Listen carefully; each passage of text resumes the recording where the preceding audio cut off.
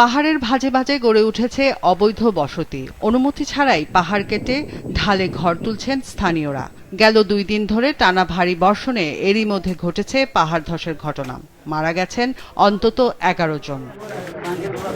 এসব বাসার অধিকাংশতেই রয়েছে পানি, গ্যাস ও বিদ্যুৎ সংযোগ সহ সব নাগরিক সুবিধা। আর এসব বাড়িঘর ছেড়ে সরতে নারাজ বসবাসকারীরা। যদি দেখি বেশি ক্ষতিগ্রস্ত হচ্ছে তখন আমরা আশ্রয়কেন্দ্রে চলে যাওয়ার চেষ্টা করবো। বর্ষা হইতে গেলে ভাঙ্গা পাহাড় ভাঙ্গা ফিরা পরে তারপরও আমরা এর মধ্যে দিয়ে রয়েছি। পানি উঠলে মানে যাওয়ার মতো কোনো স্থান নাই আমাদের, যেখানে যাওয়ার মতো স্থান ছিল তাও কি ডুবে যায়। আমরা আমাদের জায়গা থেকে সর্বোচ্চ চেষ্টা করছি বুঝানো, মানুষকে বুঝিয়ে রাজি করানোর জন্য। যদি বুঝে তো তাহলে অবশ্যই সেটা ভালো সবার জন্যই। আর যদি পরিস্থিতি এর চেয়েও খারাপ হয় তাহলে আমাদেরকে হয়তো আরেকটু কঠোর অবস্থানে যেতে হবে। বর্ষা মৌসুমে পাহাড় ধস, ক্ষয়ক্ষতি, প্রাণহানি নিয়মিত চিত্র। সারা বছর কোনো তৎপরতা না থাকলেও বর্ষা মৌসুম আসলেই বেড়ে যায় প্রশাসনের ব্যস্ততা। গত কয়েক বছরের মতো এবারও পাহাড় কাটা ও অবৈধ ব্যবস্থাপনার বন্ধে পাহাড় ব্যবস্থাপনা কমিটি দিয়েছে 30টিরও বেশি সুপারিশ, যার একটিও বাস্তবায়িত হয়নি এখনো। সুনির্দিষ্ট তালিকা থাকার পরও নেওয়া হয়নি কোনো ব্যবস্থা।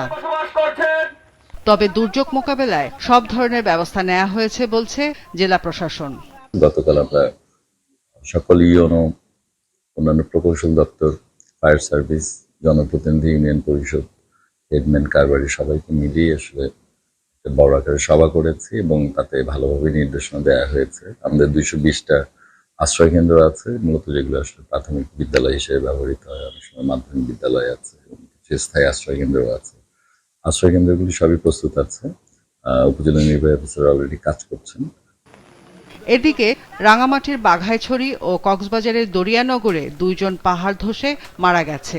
গুরুতর আহত অপর একজনকে হাসপাতালে ভর্তি করা হয়েছে। এর আগে গতকাল কক্সবাজারের পাহাড় ধসে মাটিচাপায় মারা যান 8 রোহিঙ্গা সহ 9 ব্যক্তি। রোহিঙ্গা ক্যাম্পে ঝুঁকিপূর্ণ এলাকা থেকে বসবাসকারীদের সরিয়ে নেওয়া হচ্ছে। রওশন জাহান মিষ্টি, মাছরাঙা নিউজ ডেস্ক।